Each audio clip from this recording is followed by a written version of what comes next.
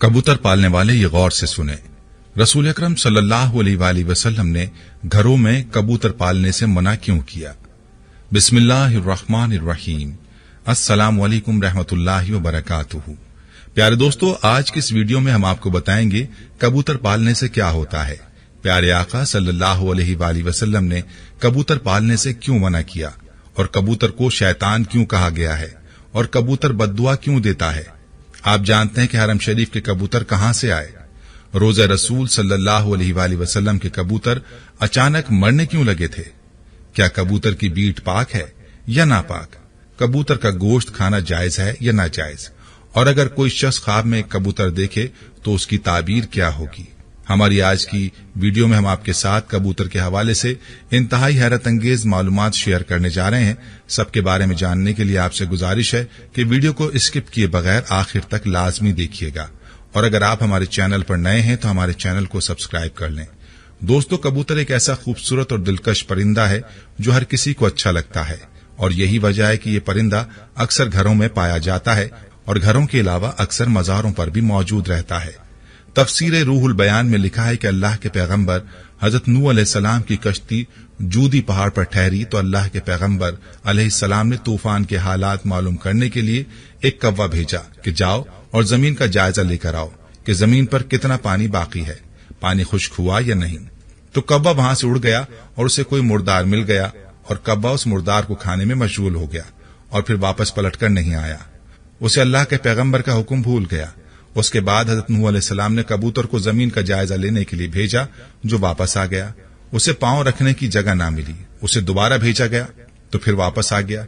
चंद दिन बाद उसे फिर भेजा गया तो अपनी चोंच में जैतून की एक टहनी लिए हुए था। उससे नूह अलैहिस्सलाम ने मालूम कर लिया कि पानी जमीन से कुछ ही ऊंचा रह गया है और दरख्त वगैरह उग चुके हैं। कुछ दिन बाद उसे फिर भेजा गया। इस मर्तबा वो वापस लौटा तो उसके पांव खाक आलूद थे। नूह अलैहिस्सलाम समझ गए कि तूफान रुक गया है और जमीन खुश्क हो चुकी है। सीरत की किताबों में यह वाकया मौजूद है। इसी की बिना पर सीरत निगारों का कहना है कि कबूतर का आना सलामती की अलामत था और उसकी चोंच में जैतून की टहनी नूह अलैहिस्सलाम की बादशाहत की तरफ इशारा थी। हजरत नूह अलैहिस्सलाम कबूतर की इस जहानत से बहुत खुश हुए और कबूतर को अमन और सलामती की दुआ दी।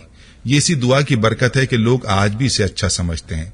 यही वजह है कि कबूतर इंसानी आबादी से मानूस है और कव्वे को खौफ की बद्दुआ दी।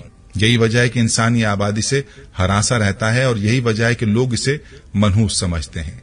हजरत सुलेमान अलैहिस्सलाम ने फरमाया कि कबूतर ऐसा परिंदा है जो अल्लाह ताला और अंबिया अलैहिस्सलाम को प्यार करने वाला परिंदा है। कबूतर अल्लाह ताला और उसके अंबिया किराम अलैहिस्सलाम से दुनिया के तमाम परिंदों से ज्यादा प्यार करता है और सब परिंदों की निस्बत कबूतर सबसे ज्यादा इबादत गुजार परिंदा है। कहा जाता है कि कबूतर जब भी जागता है अल्लाहू अल्लाहू का विर्द करता है और दिन रात अल्लाह ताला की इबादत में गुजारता है। कबूतर सब परिंदों की निस्बत ज्यादा बुलंदियों तक जा सकता है। ये बहुत ऊंचा उड़ता है, जबकि कबूतर का पीछा अकाब करता है, और जब अकाब कबूतर का शिकार करने के लिए इसे पकड़ने की कोशिश करता है तो कबूतर खुद को बचाने के लिए बहुत ज्यादा बुलंदी पर चला जाता है। इसलिए अकाब के लिए इतनी ऊंचाई पर जाना मुश्किल हो जाता है और कबूतर खुद को बचाने में कामयाब हो जाता है। शायद वो ये सोचता है कि मैं जितना ऊंचा उड़ूंगा उतना ही अल्लाह के पास पहुंच जाऊंगा। नाज़रीन, फुक़हा के नजदीक घरों में शौकिया परिंदे रखना या कबूतर पालना जायज है। शर्त यह कि इसकी ग़िज़ा सर्दी, गर्मी और बारिश से हिफाजत का इंतजाम किया जाए, और जब अहले खाना कहीं घर से बाहर जाएं तो उनकी ग़िज़ा और देखभाल का मुनासिब इंतजाम करके जाएं। मगर परिंदों को सताने के हवाले से मुमानियत है। जैसा कि अबू दाऊद में है कि हज़रत अब्दुल्ला इब्न मसूद रज़ी अल्लाह ताला अन्हु की रिवायत करदा एक हदीस में कबूतर का जिक्र मौजूद है कि कबूतर अल्लाह के पैगंबर इमामुल अंबिया जनाब मोहम्मद मुस्तफ़ा सल्लल्लाहु ताला अलैहि वसल्लम के सर अनवर पर मंडला रहा था और अपनी जबान से शिकायत कर रहा था कि किसी ने उसके घोंसले से अंडे उठा लिए हैं। हुजूर ताजदार खत्म नबूवत सल्लल्लाहु अलैहि वसल्लम ने सहाबा किराम रिज़वानुल्लाहि अलैहिम अजमईन में यह ऐलान किया कि किसने इस कबूतर के अंडे उठाए हैं। एक सहाबी रज़ी अल्लाह ताला अन्हु ने अंडा उठाना कबूल किया तो आप सल्लल्लाहु अलैहि वसल्लम ने उन्हें हुक्म दिया कि अंडे इसके घोंसले में वापस रख दिए जाएं। इस रिवायत से मालूम होता है कि परिंदों को सताना नाजायज है, इसलिए इससे रोका गया है। परिंदों की बद्दुआ लगती है क्योंकि कबूतर भी ان پرندوں میں شامل ہے جو کہ انبیاء علیہم السلام کا پسندیدہ رہا ہے، اس لیے اگر کبوتر کو ستایا جائے تو کبوتر بھی بد دعا دیتا ہے، لہذا کبوتر کو ستانے سے اجتناب کرنا چاہیے۔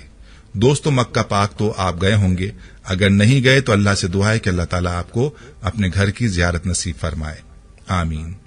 مکہ مکرمہ میں مسجد الحرام کے اطراف ثواب کی امید سے کبوتروں کی بڑی تعداد کو گندم ڈالتے ہوئے بہت سے لوگ نظر آتے ہیں۔ جیسے ہی اس مقدس شہر کی سرزمین پر پاؤں رکھا جائے تو کبوتروں کے جھنڈ لوگوں کا استقبال کرتے دکھائی دیتے ہیں۔ گردنوں کے نزدیک نیلے یا سبز مائل پروں والے کبوتر خصوصی اہمیت کے حامل ہوتے ہیں، اس لیے احرام کی حالت میں یا اس کے بغیر بھی کسی طور پر ان کبوتروں کا شکار جائز نہیں ہے۔ ان کے شکار یا قتل کی صورت میں فدیہ واجب ہو جاتا ہے۔ ایک روایت میں ہے کہ یہ کبوتر ان کبوتروں کی نسل سے ہیں جنہیں رسول اللہ صلی اللہ علیہ وآلہ وسلم کے غار ثور میں قیام کے دوران غار کے دروازے پر گھونسلے بنا ڈالے تھے اور انڈے دے دیے تھے۔ ایک دوسری روایت کے مطابق حرم مکہ کی کبوتروں کی نسل کا تعلق ان ابابیل پرندوں سے ہے جو سمندر کی جانب سے آئے تھے اور انہوں نے اپنے پنجے میں پتھر اور کنکریاں تھام رکھی تھیں تاکہ بیت اللہ کو منہدم کرنے کے ارادے سے آنے والے یمن کے بادشاہ کو باز رکھا جائے، کیونکہ وہ بیت اللہ کو منہدم کرنے کی نیت سے آیا تھا۔ یمن کے بادشاہ سے مراد یعنی حبشہ کا بادشاہ، جسے آج کل ایتھوپیا کہا جاتا ہے۔ ایتھوپیا کا پرانا نام حبشہ ہے۔ دوستو، ایک مرتبہ انتظامیہ نے مسجد نبوی صلی اللہ علیہ وآلہ وسلم کے حرم انور کو صاف ستھرا رکھنے کی نیت سے فیصلہ کیا کہ حرم شریف میں کبوتروں کے لیے دانہ بالکل نہ ڈالا جائے۔ اسی طرح کبوتر دانوں کی تلاش کے لیے دوسری طرف منتقل ہو جائیں گے۔ اس حکم پر عمل تو کیا گیا تو کئی دنوں تک دانہ نہیں ڈالا گیا، لیکن کبوتروں کا گنبد خضرا سے محبت کا یہ عالم تھا کہ بھوک سے مر رہے تھے، لیکن آستانہ رسول اللہ صلی اللہ علیہ وآلہ وسلم چھوڑنے کے لیے تیار نہ تھے۔ اہل مدینہ نے اپنی آنکھوں سے یہ عشق و محبت بھرا منظر دیکھا، پھر دنیا میں یہ بات شہرت پکڑ گئی تو لوگوں نے حکومت سے درخواست کی کہ ان کبوتروں کو دانہ ڈالنے کی اجازت دی جائے، تو پھر حکومت نے حسب سابق کبوتروں کو دانہ ڈالنا شروع کر دیا۔ دوستو، کبوتروں کی جو بیٹ ہوتی ہے وہ پاک ہے اور چادر کے جس حصے پر لگی ہو صرف اسی حصے کو دھو لیں، باقی پورا چادر دھونا ضروری نہیں۔ اس کا گوشت کھانا بھی جائز ہے اور حلال ہے۔ دوستو، اب بات کرتے ہیں کہ پیارے آقا صلی اللہ علیہ وآلہ وسلم نے کبوتر پالنے سے منع کیوں کیا۔ امام بخاری رحمۃ اللہ علیہ ادب المفرد میں حضرت ابو ہریرہ رضی اللہ عنہ سے روایت کرتے ہیں کہ نبی کریم صلی اللہ علیہ وآلہ وسلم نے ایک شخص کو کبوتر کے پیچھے لگا ہوا دیکھا تو فرمایا، شیطان شیطان کے پیچھے لگا ہوا ہے۔ اس حدیث میں کبوتر کو شیطان کہنے کا مطلب یہ ہے کہ کبوتر یا دیگر پرندے اڑانے کو مشغلہ بنانے والا اور ہر وقت ان کے ساتھ مشغول رہنے والا عموماً فرائض اور دیگر عبادات کی ادائیگی سے غافل ہو جاتا ہے۔ چونکہ اس غفلت کا سبب کبوتر اڑانے کا مشغلہ ہوتا ہے، لہذا کبوتر بازی کے مشغلے کو ہی شیطانی عمل سے تعبیر کیا گیا ہے۔ اگر کبوتر بازی آپ کو اللہ اور فرائض سے دور کر دے تو اس صورت میں اس کو سخت ناپسند کیا گیا ہے۔ اب اگر خواب میں کبوتر دیکھنے کی تعبیر کی بات کی جائے تو خواب میں کبوتر کی تعبیر امین، صادق، اچھے دوست اور باوفا محبوب سے دی جاتی ہے۔ بس اوقات خواب میں کبوتر کا نظر آنا ایسی بابرکت، حسین و جمیل عورت کی طرف اشارہ ہوتا ہے جو کہ اپنے شوہر کے علاوہ کسی اور کی خواہش مند نہ ہو۔ اگر خواب میں کبوتر کسی مریض کے سر پر بیٹھا ہوا دکھائی دے تو اس کی تعبیر مریض کی موت سے بھی دی جاتی ہے۔